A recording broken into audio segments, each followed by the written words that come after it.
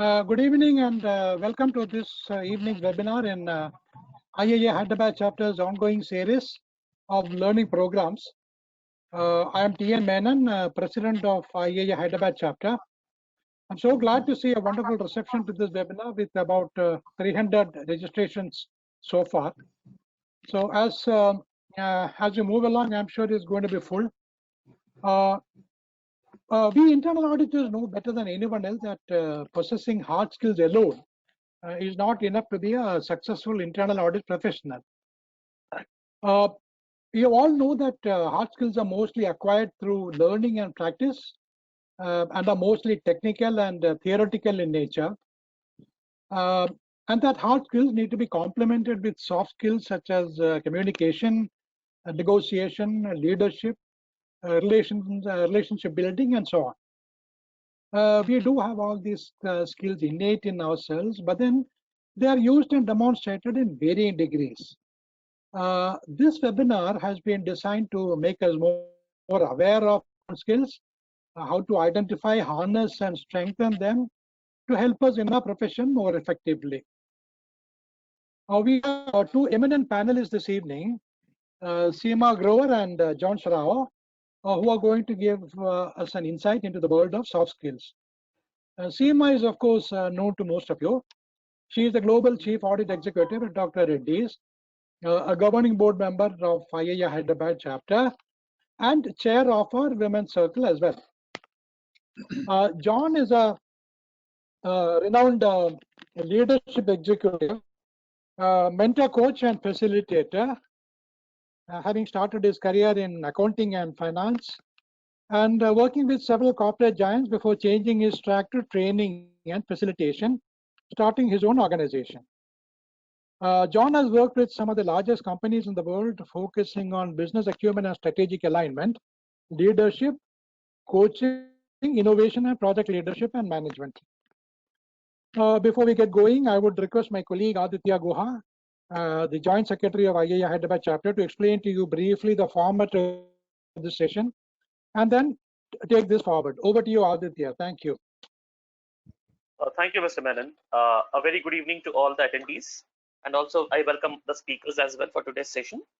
So just a brief update on how the flow of the session would be.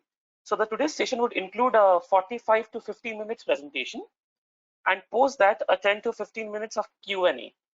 So with regards to the questions, I request all the attendees to post the questions in the message box in the control panel.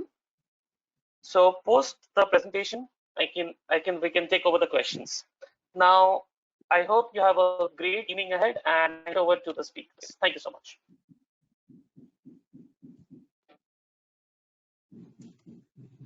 So good evening, everyone. Thank you, Menon and Aditya, for the introduction. So today's webinar is on soft skills for internal auditor using Carl Rogers client-centered principles. So few of the insights which will be very different, and I hope this will be an interesting and interactive session. So as many of us are aware of changes in 3 lines of model. This is the recent change that has happened, and the word defense has been removed from the 3 lines model. The updated model focuses on partnership between the management and internal audit, keeping independence and objective intact. So the key to this partnership is all about alignment, communication, coordination, and collaboration.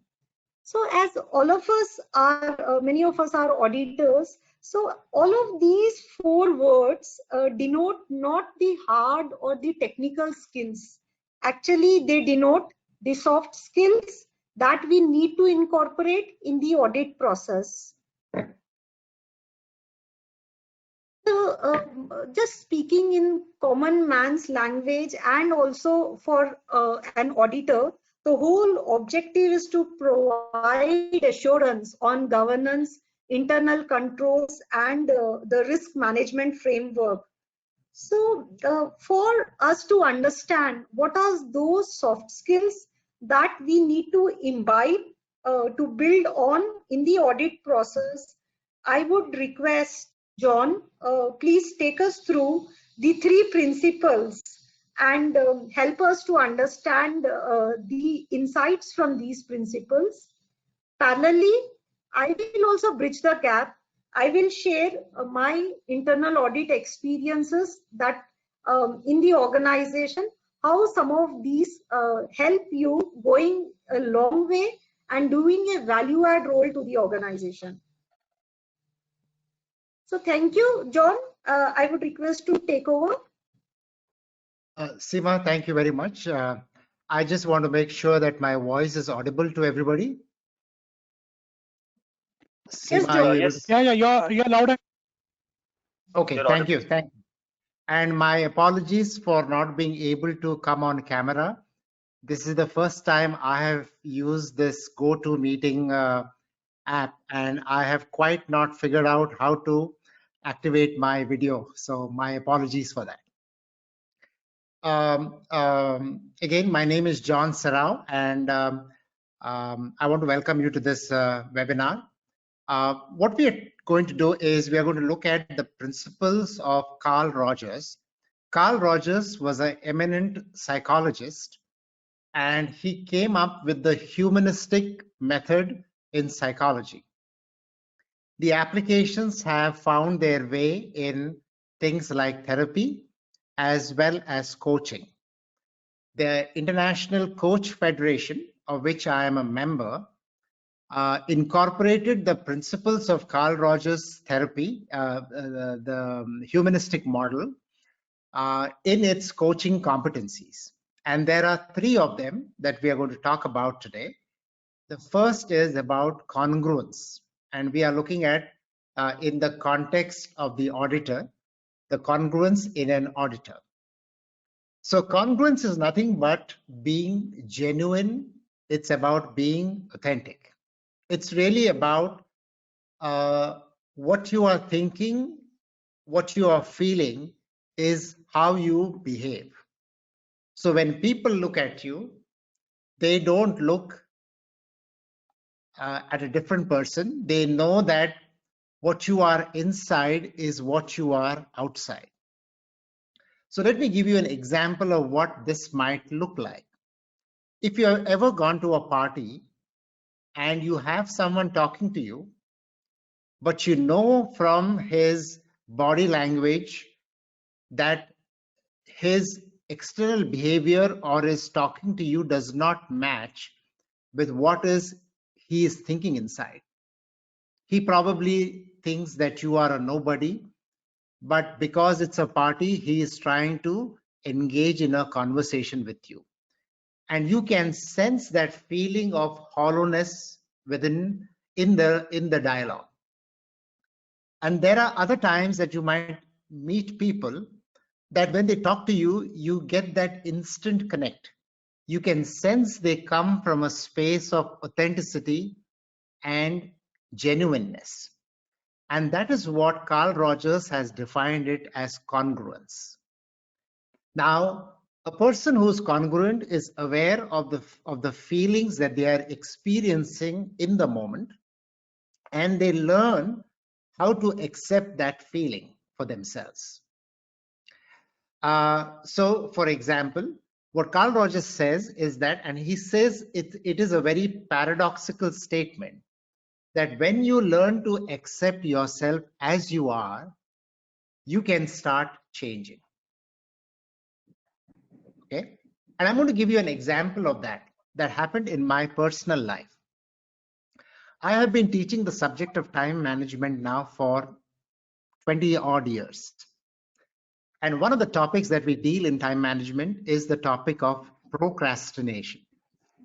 Procrastination is nothing but postponing things to tomorrow. And I know the science of procrastination. I know the art of procrastination, but I still continue to procrastinate. A couple of months ago, in sheer frustration, I reached out to my coach and I said, I want you to coach me to accept procrastination as a part of who I am.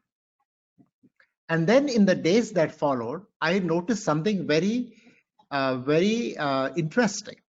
I found that I started procrastinating less and less. And I was wondering what was going on within me. And I remembered Carl Rogers, the quote that you see on the slide, which says that when I accept myself as I am, I can change. So it's about transparency. It's about being transparent as a person. It's big. And the moment you can accept those feelings, even if those feelings are not the most positive of feelings, you will begin to change. I'm now going to check with Seema if she can share with us some examples from the world of internal audit with which she is intimately familiar. Seema? Yeah, thank you, John. And I completely agree with this. This is very imperative, congruence to be in auditors. But the key actually for the internal auditors or for the auditors is also being self-aware, and our behaviors and actions have to be consistent with how we are feeling. So in my audit experience, and many of you might have also experienced this, specifically when we are conversing with senior stakeholders, CXOs and audit committee chair, your ability to express and articulate the facts along with feelings and emotions becomes very important. Sometimes it tangles, but if we are able to very well categorize and express it, so this whole process, if I am able, the first question is all about if I'm able to identify, suppose for example, it may be a fear, or it may be what will happen, what will be the consequence of this crucial conversation. So if I'm able to identify that in myself, that yes, there is a fear, and if I accept that, I become more congruent in myself, and I overcome that. This is what I've seen in my experience. And actually the whole objective of independence, being independent and being objective, you are into that frame of mind when you are congruent with yourself, when you're authentic, when you're transparent. So John, this is my experience of audit, and this maybe many of the people who have been interacting and doing crucial conversations, this will be their experience too. Thank you for sharing that, Seema. You touched upon an interesting point around fear. So you said that when you, for example, go and talk to your audit committee chairman, and there is something that you need to share, and you are fearful because you do not know what will happen. Now, you also mentioned about awareness and about acceptance. But how can you, in that moment, be transparent and genuine with the fear that is coming in your way? If you might be able to communicate that fear with your chairman, what might happen to you and your relationship? So John, my experience has been, if I am able to balance and articulate, I would sense an authenticity and transparency. Yes, I would be vulnerable. I accept it on the table. But if the facts are true and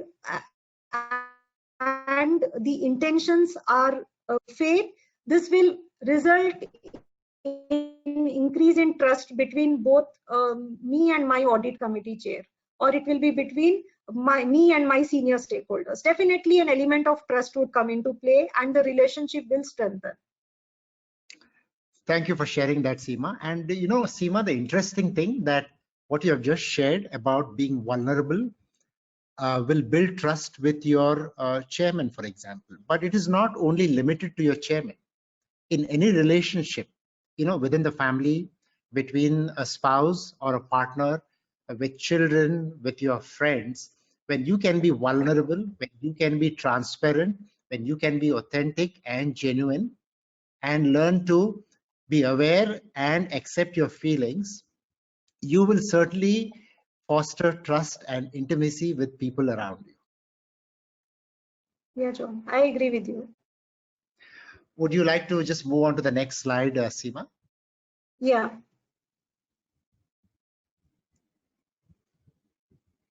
The second point, so the first thing that we spoke about was congruence, which is nothing but authenticity. The second point is called as unconditional positive regard for our clients. What is this large word called unconditional positive regard? It means having a regard for our clients. And what kind of regard are we talking about? We are talking about a regard that is positive in its intent. And what conditions is it based on? What Carl Rogers has requested us, has challenged us to offer is something called as unconditional positive regard, which means it is not dependent on how your clients behave with you, whether they behave well or not, whether they say the right words or not, or whether you even like or love them or not. It doesn't matter. Unconditional positive regard is nothing but a feeling, an intent that you bring into your conversation. It's being warm, it's being positive, it's accepting your clients just as they are with no conditions attached in a total way and without any reservations, without any judgment, without any evaluations. Because what Carl Rogers says that, he says that when people are accepted for who they are, it is then that they start considering change. So I will give you an example of what this might look like for us. A friend of mine who was undergoing coach training with me, we came to this topic about non-judgment. And so he challenged himself. Now, he used to go every Saturday to his mother's place, and he would cross a big signal at Borivali station in Mumbai, somewhere in Borivali. And he would be accosted by intersex people who would come to him and ask for money. And he would feel extremely irritated and upset. After undergoing the session on coaching with his coach, he decided to do something very different. The next Saturday, when he went to visit his mother, he came to the signal, and at that time, one of the intersex people came to ask him for money. And he did something very interesting. He got out of his car, he walked to the person and said, I am not going to give you any money, but he said, I am going to give you a hug. And he went and hugged this person. And this person had tears rolling down her eyes. Now, the challenge that I'm going to ask each one of you is that when you are accosted at a signal and a beggar asks you for money, what is our reaction? Are we, for example, holding that person in unconditional positive regard, or do we lock our car windows? Do we put up our car windows? Do we stop looking at them and avert our gaze? What are we doing here? Can we look at another person as a human being in a total way, without judgment, without evaluation? And when we are able to offer this kind of unconditional positive regard to our clients, to our friends, to our partners, it's a wonderful relationship that can happen, and people can begin to change. So Seema, I'm going to now ask you to share some examples from the world of inter-audit. Very relevant point you have shared, John. So in world of audit and in world in basically today the balance tone, I would say fair and balanced tone is very important. And parallelly very important is understanding for all of us is the human nature. It is not only about what we are saying while we are speaking to our clients in the audit process. It is also about how we say that, what is the language, vocabulary, and the words that we incorporate in our conversations and in the audit report. So a few of the things that we have done in audit space in the organization is something with regard to unconditional positive regard. So while we present our audit report to the clients, we do not present only the observations, but we also present definitely accomplishing and acknowledging their accomplishments. What are the positive things they have done, and also the innovations, the improvements that they have got to the system. This is one change we have done in the audit reports. The second thing also, in some of the places, and I can share an example in our business where we saw there were gaps with respect to some of the practices. One part of business was wonderfully doing those practices of supply chain management and quality management, but the other part of business had few challenges. So the approach that we brought about is unconditional positive regard to that business. We did not point at them out saying ki, this is a gap and this is, we did not judge them saying you're not doing well or this is not the approach to do. The other approach we took over is we told them these are some of the best practices in the industry, and these practices are even followed in the organization in one part of the business. Can you integrate your functions with those part of the businesses to imbibe these practices? So the story was more successful for us because there was no judgment, there was no evaluation of the business that something is being done wrong. So in these examples, and I also have one more example of an emerging market audit, and this was a beautiful play from my team actually. There were some gaps in the system, and the team was wondering what to do about, because those actions were not getting closed. Then the team went up a step ahead, as you suggesting, John. They were warm, positive, they accepted, and then they played this role of alignment, the coordination, communication, and collaboration role. And with that role, when they aligned with the stakeholders, what I saw and what came out were a solution came out, an innovative solution came out of the process, and the outcome was there. So totally I agree with you, John. These are very important for us to build a fair and a balanced tone in the audit process. Thank you, Seema. Seema, would you like to go to the next slide? Yeah, the third point and the final point of what Carl Rogers was talking about. So the first was about congruence or authenticity. The second was about unconditional positive regard for a client. The third is empathic understanding of a client. So what is empathy? I'm sure most of us have heard the word sympathy. What is sympathy?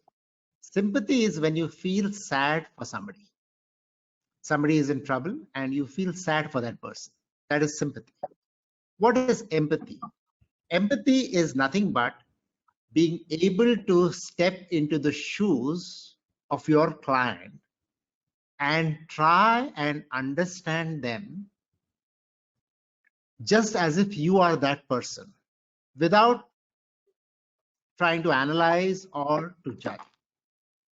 And once you do that, if you can take a little of that understanding and then try and communicate that understanding to your client, is what empathy is all about.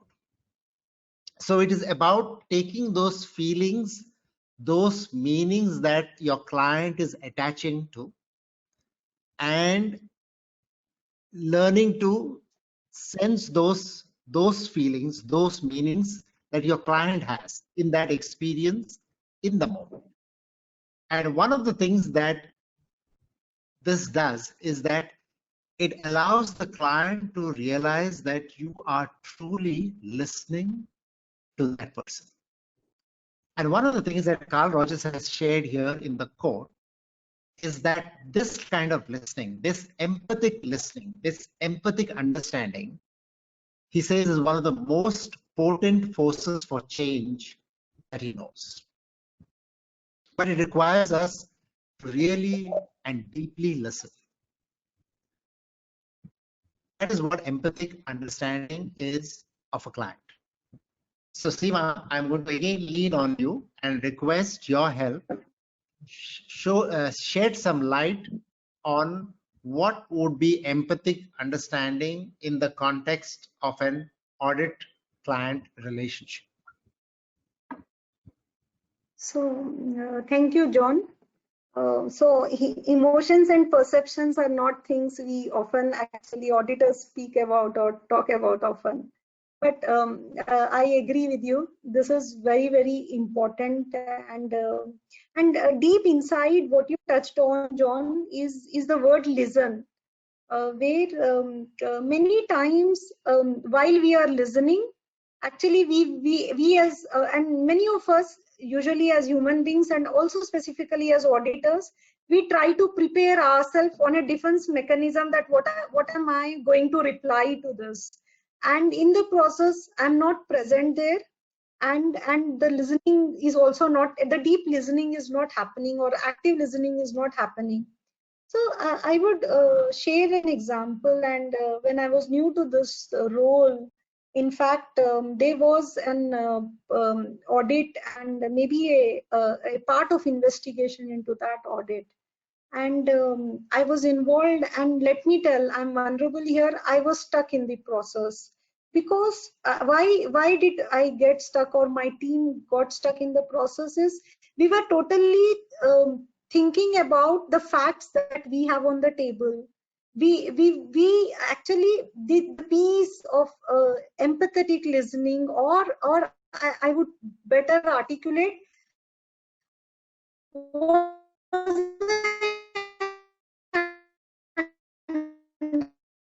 understanding what the clients or the stakeholders whom I was interacting with.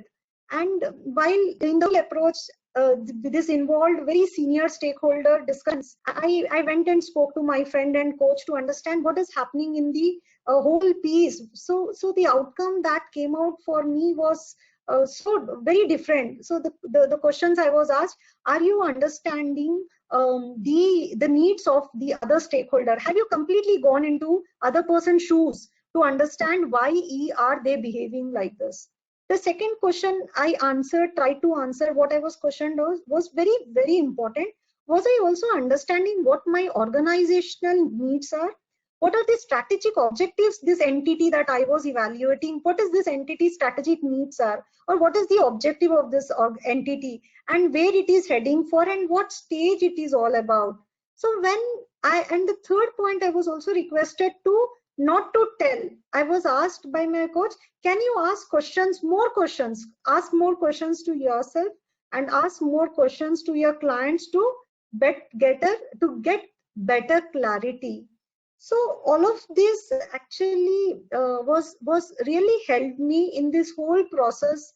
And now my experience in these kind of crucial conversations is very, very different, because there is an element of empathy in the conversations that are there. There is an strong element of listening.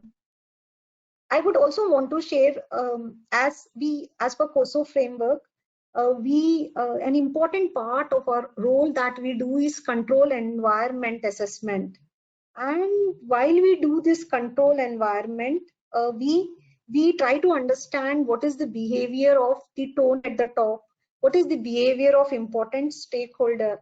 And now this sharing of empathic understanding the needs and listening to them actually is helping us and our team to assess the outcomes and do a very good root cause analysis. This total approach coming on what an auditor has to be good on from a root cause analysis perspective, this really helps on the outcome basis, and this helps you to keep overall do a balanced and a fair tone in the organization that we would value add. So this is my experience, John. Thank you for sharing that, Seema, and thank you for also demonstrating vulnerability here. It brings me back to the first point that we discussed on congruence, where what you feel is what you share. And And it certainly builds trust. So thank you for sharing this wonderful example. So, if you do, stop at this point, these are the three things that happens. It is about congruence. It's about unconditional positive regard. It's about empathic understanding, and the application of these soft skills will allow you to interact and be successful in any kind of relationship that you might have. In fact, I'm going to go to the first slide, Seema, and there is a wonderful quote by Carl Rogers, which I'm going to, just read out a little bit. So if you can take me to the first slide, please. Yeah, so, I have come to first slide. Yes, thank you, Seema. So yes, it is. So if you look at this quote here, Carl Rogers had this dilemma. He had this question, and this was in the early years of his professional life. And the question was, how can I treat or cure or change this person? And in our context, we might probably like to use the word, how can I change this person, for example? But then in later years, as his research progressed, he started phrasing the question in this form. How can I provide a relationship with the person which the person may use for his own growth? And therefore, in many ways, because of the fact that in an internal audit engagement, we are interacting with a whole bunch of stakeholders across the organization, it's important for us of the kind of relationship that we need to have and build using Carl Rogers' principle that can help an organization both achieve its strategic objectives as well as the objectives of internal audit. Okay, Seema, now can you go back to the slide that we were on last, please? Yeah, John, back to you. Yeah, now can you go to the next slide, please? So, the question that, yes, Seema, go ahead. You have a question or something to say, Seema? Yeah, what happens to the client? Is the slide fine, John? Slide number 7? Yeah. So this is fine. Just be here. Yeah. So now some of you may be asking that Carl Rogers came up with these three things about congruence, unconditional positive regard, and empathic understanding. But what is actually happening to the client when you start behaving in that fashion, when you be that person? So what happens is, this is what Carl Rogers shares. He says that when as an auditor, we listen with acceptance to our client, including their feelings. And I know that, Seema, you said that as auditors, we are not so, we are not used to talking the language of emotions and feelings, right? But as people, we learn to do that with acceptance. The client learns to listen to themselves. And they start opening up to the feelings that they have had, which they have either denied or repressed in some way, shape, or form. Good. Can you go to the next slide, please?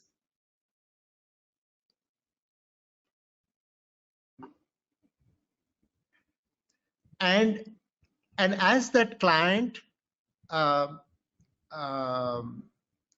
feels that unconditional positive regard being shown by the auditor, as they experience the consistency of the auditor to them and their feelings, they start to share things openly. They become more open. They become less judgmental. They start to have the same attitude within themselves. And they start to accept themselves as they are. Now, if you remember, we alluded to Carl Rogers saying that when we learn to accept ourselves as we are, we change. When we learn to accept other people as they are, those other people, those clients of ours, they start accepting themselves as they are. And as they accept themselves as they are, they start changing. They become more authentic. They become less judgmental. They become more open.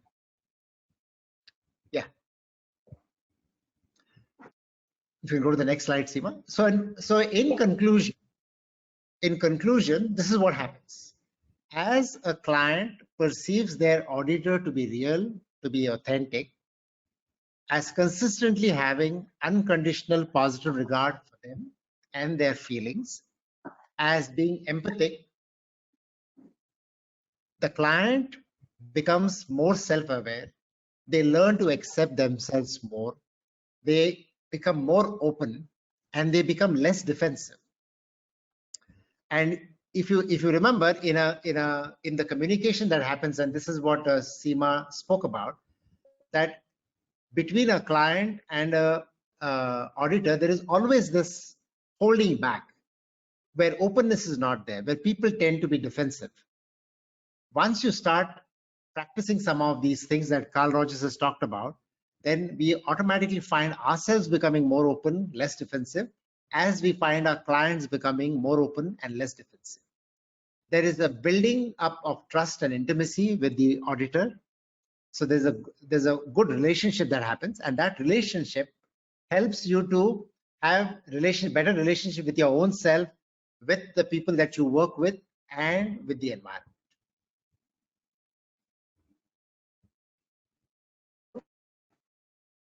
Wait, audio connection restored. Okay. Yeah, Okay. we can hear you, Seema, ma'am. Sorry, I lost in between. Okay. Yeah, so Seema, I finished summarizing the slide. If we can go to the next slide, please. Yeah. So I would like to conclude this, John. Yes, please. Go ahead. Thank you, John, for the that you have shared, and many of these, I think, while will help the actually, as human beings, it will help. All of these will help in our human relationships, in our various relationships with our family, with our friends, and specifically also in professional environment. But just sharpening the focus on audit, I agree, understanding while we are doing audit execution, if we try a good listening, sensing more the control environment in a better way, the audit execution process will sharpen and the outcomes will be more appropriate. And the important part of our audit role is to be very fair and a balanced tone, communicating to any stakeholder in the organization. And this insight that you have shared of unconditional positive regard, that speak on facts, do not have judgments and evaluations or wrong vocabulary on the table. I think this is very have respect for the individual. This is very deep, and this will definitely help us on audit conversations. And finally, John, the whole thing of independence and being objective is prime for an auditor. The piece of congruence that I accept myself, I'm aware of myself, and I accept my feelings, actually give a change in you to do a authentic and a transparent role which would value add to the organization. All of these definitely will help us to lead for better communication. It will help us to build collaboration, drive alignment, and allow coordination, and do a value add role in the organization. Thank you. So I will hand over this back to Aditya.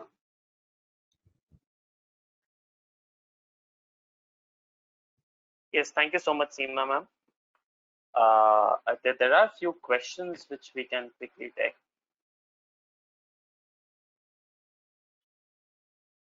So the first question is from Mr. Vinay Agarwal. So what he's asking is, how much empathy is helpful when it comes to constructive criticism or difficult communication with auditee?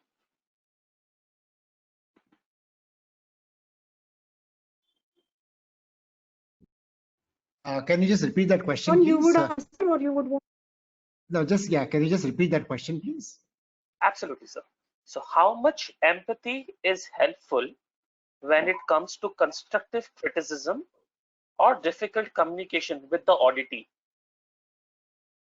Yeah, so if you think about empathy, what is empathy? Empathy is trying to be in the shoes of our client.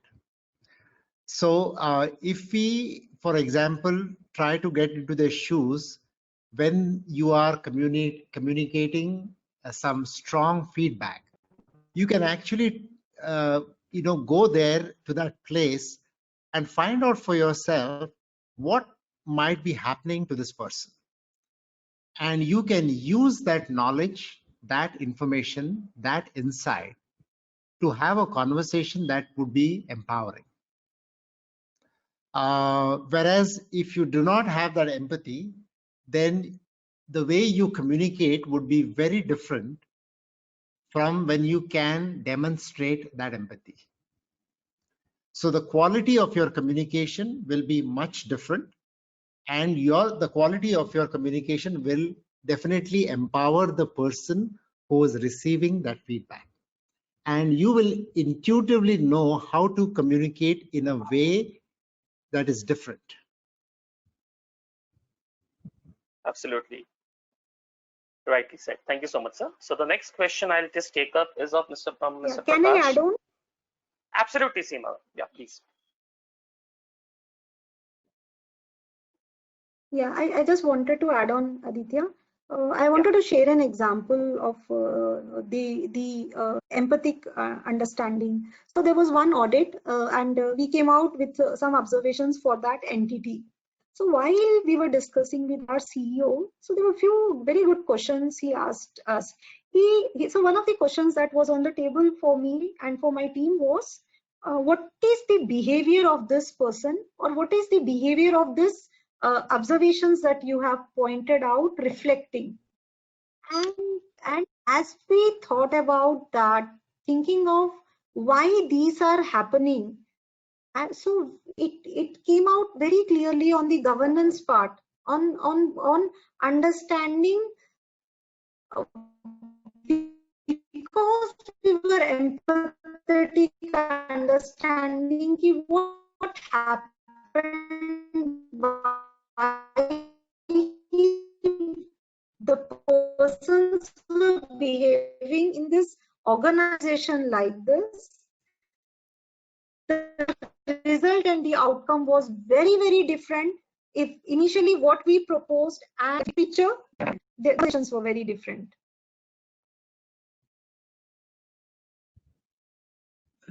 Thank you so much, Seema, ma'am. Can I move to the next question if it's fine with the speakers? Yes, please. Yeah, thank you. So the next question is by Mr. Prakash. So his question is, if auditor becomes more empathetic with client, there are higher chances objectivity may be breached. What is your view on these lines? I think it's a pretty practical question from the other side of the table, from the auditor's side. Yes. So, so empathy is not about forgetting who you are. Empathy is about getting into somebody's shoes while remembering who you are. And that will help you to keep the objectivity.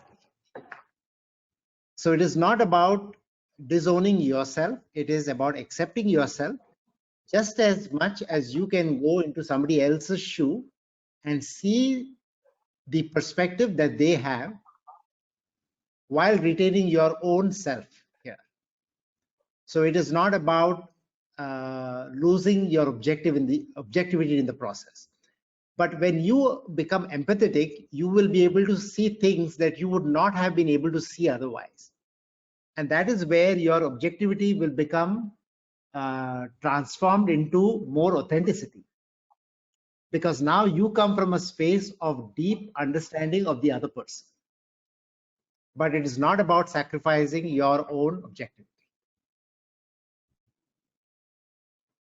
Right, you said. Seema, do you want to add something on this? Yeah, I agree with John. Empathy is not about that I lose my independence and I will listen to him totally. It is all about getting in his shoes, understanding what is happening in the background and coming back in my shoes. I need to come back to my shoes and my horizons will expand. Definitely. I will understand a big picture. Definitely I'll understand more, and that will only value add. While when I will articulate those, connect to the dots and the observations that I have on the table, it will value add to the process, it will value add to that person, it will value add to the organization. Yeah, so another way to look at this is that being empathetic. Can I supplement you? Yeah. Yes, Go ahead. Yeah, so it is basically empathy being empathetic will give you more points of reference, more points of information that you can use in your communication. So it just gives you more data points for you to consider. Please go ahead, sir. Yeah, John, what I wanted to add is empathy can be typically exemplified in a situation where you're making an audit recommendation. When you make an audit recommendation, what you do, you put yourself in the shoes of your audit client and find out whether the recommendation you're going to make is pragmatic, is it possible from the auditee's point of view, whether the resources the auditee has allows the recommendation to be implemented. So basically what, as I said, you step into the auditee shoes and find out whether what you try to convince or what you try to sell to the auditee makes sense to that person or not. Thank you, that's all. That's a very interesting perspective. Thank you for sharing that. Yeah, thank you so much, sir. Yeah, and follow-up and action point and follow-up is an important process of audit. I agree with Menon. Very, very strong point. Exactly. Thank you, Mr. Menon, as well. The next question is from Mr. Niranjan. He says the new 3 lines of defense, how is it bringing in more transparency into audit profession?